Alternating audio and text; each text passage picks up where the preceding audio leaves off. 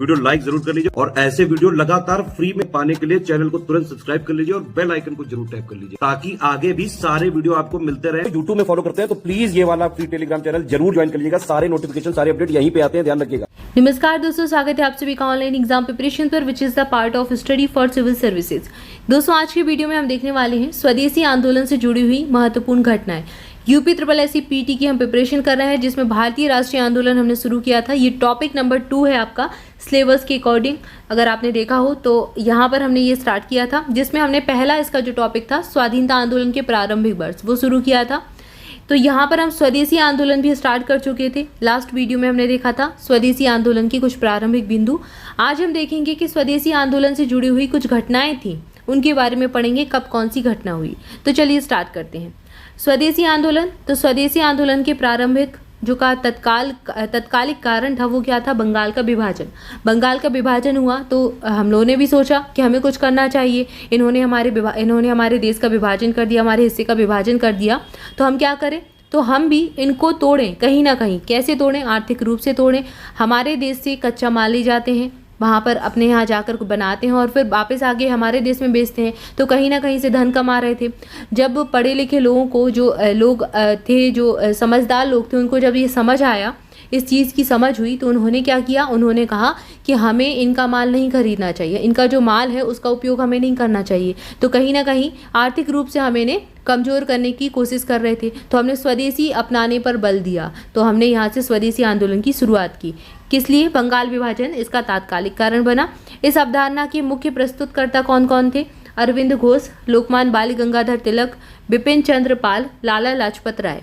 यह लोग स्वदेशी आंदोलन को पूरे देश में लागू करना चाहते थे, किंतु उदारवादी गुट जो था वो इसके विरुद्ध था। ठीक है, आप सब जानते ही होंगे उग्रवादी और उदारवादी दो विचारधाराएं उस समय चल रही थी। ठीक है, तो यहाँ पर उग्रवादी जो थे यानी कि जो चरमपंथी थे, जो गरम दल के नेता थे लाल बाल पाल जो प्रमुख हैं, जिसमें ये लोग तो कह रहे थे कि स्वदेशी आंदोलन पूरे देश में लागू होना चाहिए, लेकिन उदारवादी जो दल था वो कह रहे थे कि नहीं, ऐसा नहीं होना चाहिए। इसके बाद क्या होता है? 19 जुलाई 1905 को बंगाल विभाजन के निर्णय की घोषणा 19 जुलाई 1905 को होती है तत्कालीन वायसराय कर्जन के द्वारा। तो ये एग्जाम में पूछा गया है कि बंगाल विभाजन के समय वायसराय कौन था? कर्जन था। और घोषणा कब हुई? 19 जुलाई 1905 को। 7 अगस्त 1905 को क्या हुआ? मीटिंग हुई कलकत्ता के टाउन हॉल में और यहाँ पर एक ऐतिहासिक सभा होती है जिसमें स्वदेशी आंदोलन शुरू किया गया।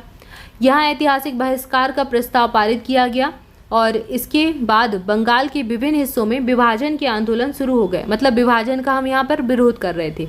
16 अक्टूबर 1905 को हमने शोक दिवस मनाया। 16 अक्टूबर 1905 को क्या हुआ? बंगाल विभाजन प्रभावी हो गया था, तो ये दिन हमने शोक दिवस के रूप में मनाया। मौन व्रत रखे और भी हमने कई सारी एक्टिविटीज़ वहाँ पर की थी जो हम लास्ट वीडियो में देख चुके हैं। रविन्द्रनाथ टैगोर के सुझाव पर संपूर्ण बंगाल है वहाँ पर इस दिन राखी दिवस के रूप में भी मनाया गया। ये एग्जाम में पूछ चुके हैं कि राखी दिवस किसने मनाने की शुरुआत की थी? तो ये रविन्द्रनाथ टैगोर के सुझाव पर संपूर्ण बंगाल में इस दिन हमने ये दिवस मनाया था। इसके बाद अगला तथ्य दिया गया है सर एंड्रयूज हेंडरसन लीथ फ्रेजर। इनका क्या रोल था? तो ये भारतीय सिविल सेवा के एक अधिकारी थे। इन्होंने 1903 से 1908 तक बंगाल के लेफ्टिनेंट गवर्नर के रूप में अपनी सेवाएं दी थी। बंगाल विभाजन जब 1905 में हुआ तो इस योजना में इनकी महत्वपूर्ण भूमिका रही, इसलिए इनका नाम याद रखना है। कृष्ण कुमार मित्र, ये कहाँ पर थे?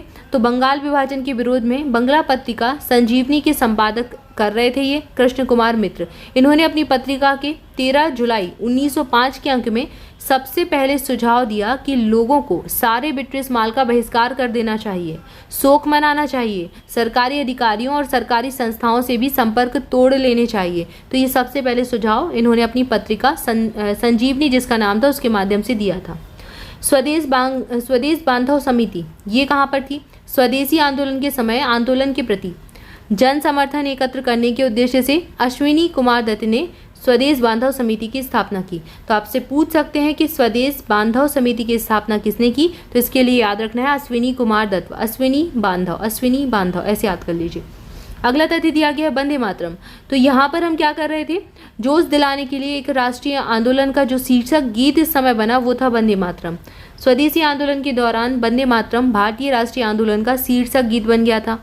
स्वदेशी आंदोलन के समय हिंदी को भारत की राष्ट्रभाषा भी घोषित किया गया था।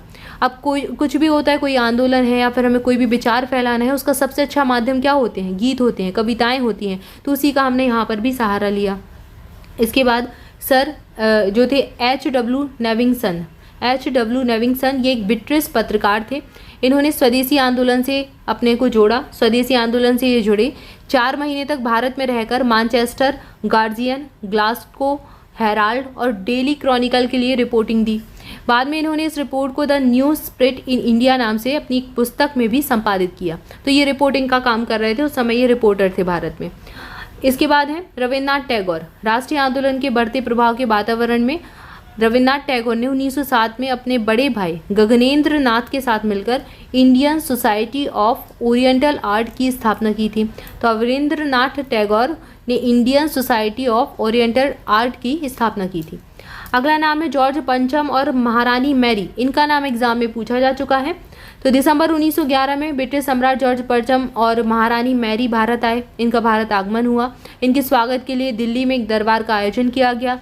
दिल्ली दरबार में ही 12 दिसंबर 1911 को सम्राट ने बंगाल विभाजन को रद्द कर दिया। ठीक है, तो यहाँ पर कई सारी आतंकवादी घटनाएं हो रही थी, इस कारण बंगाल विभाजन को रद्द करना पड़ा। इन्होंने घोषणा की।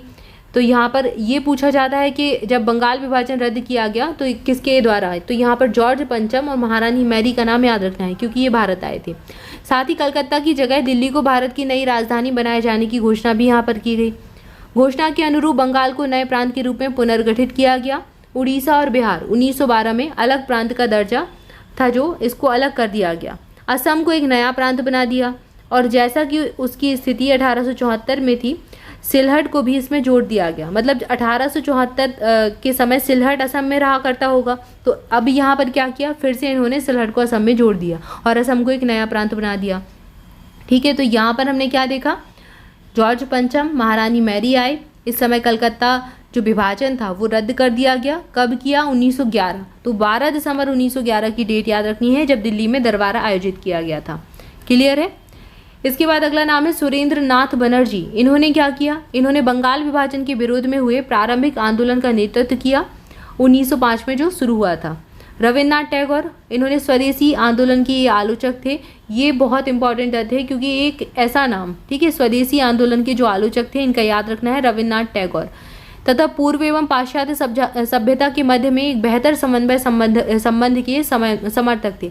ये चाहते थे कि जो पाश्चात्य सभ्यता है उसका जो अच्छा है वो हमें ग्रहण कर लेना चाहिए, जो अच्छी अच्छी चीज़ें हैं, हमें एजुकेटेड होना चाहिए, अंग्रेजी भाषा भी सीखनी चाहिए। ठीक है, तो ये इसके समर्थक थे। इसके बाद अगला दिया गया है कृष्ण कुमार मित्र। कृष्ण कुमार मित्र 1936 तक, मतलब 1852 से 1936 तक एक भारतीय स्वतंत्रता सेनानी थे। पत्रकार के रूप में इन्होंने काम किया, ब्रह्म समाज के नेता भी रहे। इन्हें इनकी पत्रिका संजीवनी के माध्यम से स्वदेशी आंदोलन में योगदान के लिए याद किया जाता है। आपने इसके पहले ही कथन पढ़ लिया है कि उस समय एक पत्रिका प्रचलित थी संजीवनी, जिसमें सबसे पहले विचार दिया गया था कि हमें स्वदेशी अपनाना चाहिए और ब्रिटिश माल का विरोध करना चाहिए, मतलब बहिष्कार कर देना चाहिए। तो ये इन्होंने ही अपनी पत्रिका में सबसे पहले विचार रखा था। अगला नाम दिया गया लॉर्ड कॉर्नवालिस का। 1793 में 1793 में लॉर्ड कॉर्नवालिस ने स्थायी बंदोबस्त प्रणाली को लागू किया था। तो ये थोड़े से पहले की बात हो गई, लेकिन इनका नाम याद रखना है क्योंकि पूछा गया है स्थायी बंदोबस्त प्रणाली से संबंधित कौन था, तो लॉर्ड कॉर्नवालिस, इनका नाम याद रखिए। बेलीजली सहायक गठबंधन प्रणाली से संबंधित थे या फिर गैर हस्तक्षेप नीति कहा गया। इसका यूज बेलीजली ने किया था, जो कि भारत में ब्रिटिश साम्राज्य की स्थापना के लिए गवर्नर जनरल थे, मतलब 1798 से 1805 तक ये रहे। ठीक है ना, तो इनका नाम भी याद रखें। इसके बाद अगला नाम है, बहुत इंपॉर्टेंट है, लॉर्ड डलहौजी। ये किससे संबंधित थे, तो इनकी नीति थी हड़प नीति। अंग्रेजी साम्राज्य का विस्तार करने के लिए इन्होंने हड़प नीति का प्रयोग किया। अब कोई भी गवर्नर जनरल आता था, अलग अलग नीतियाँ अपनी बनाते थे, कैसे हम अपना विस्तार कर सके, कैसे हम अंग्रेजी साम्राज्य को जगह जगह फैला सकें, अपने कब्जे में कई सारी चीज़ें ले सके। तो इन्होंने किया हड़प नीति का प्रयोग। बेलीजली ने किया सहायक गठबंधन प्रणाली, गैर हस्तक्षेप नीति का। कॉर्नवालिस ने किया था स्थायी बंदोबस्त प्रणाली का प्रयोग। इसके बाद अगला जो आप देख रहे हैं राष्ट्रीय शिक्षा परिषद, ये भी यहीं पर देख लीजिए। अगस्त 1906 में राष्ट्रीय शिक्षा प्रणाली को व्यवस्थित करने के लिए राष्ट्रीय शिक्षा परिषद यानी कि नेशनल काउंसिल ऑफ एजुकेशन, जिसको NCE कहा जाता है, इसकी स्थापना की गई थी। तो ये उस समय हो चुकी थी 1906 में। ठीक है, तो यहाँ पर हमने कुछ चीज़ें देखी जो कि स्वदेशी आंदोलन से संबंधित थी, स्वदेशी आंदोलन के आसपास की घटनाएं थी, उनको हमने देखा। बहुत इंपॉर्टेंट सारी घटनाएं हैं, एग्जाम में एक ना एक जरूर पूछ लेंगे, तो सारी घटनाओं को अच्छे से याद कर लीजिएगा। 1 से 2 बार आप वीडियो देखेंगे तो आपको सारी चीज़ें याद हो जाएंगी। क्लियर है? इसके अलावा यहाँ पर हमने ये चीज़ देखी। नेक्स्ट हमारा जो टॉपिक है वो है स्वदेशी आंदोलन से जुड़े हुए नेता, इनके बारे में हम जानेंगे और किस नेता ने कौन सी सभा की स्थापना की, क्या वो उस समय कर रहे थे, किसका क्या विचार था, ये सारी चीज़ें जानेंगे अगले वीडियो में। तब तक के लिए आप सभी चैनल के साथ जुड़े रहें। चैनल को सब्सक्राइब नहीं किया तो सब्सक्राइब कर दें और वीडियो को लाइक जरूर कर दें। कमेंट करके बताएं वीडियो कैसा लगा। Thank you for watching this video. स्वस्थ रहें, मस्त रहें, मुस्कुराते रहें, पढ़ाई करते रहें। मिलेंगे नेक्स्ट वीडियो में। Thank you so much.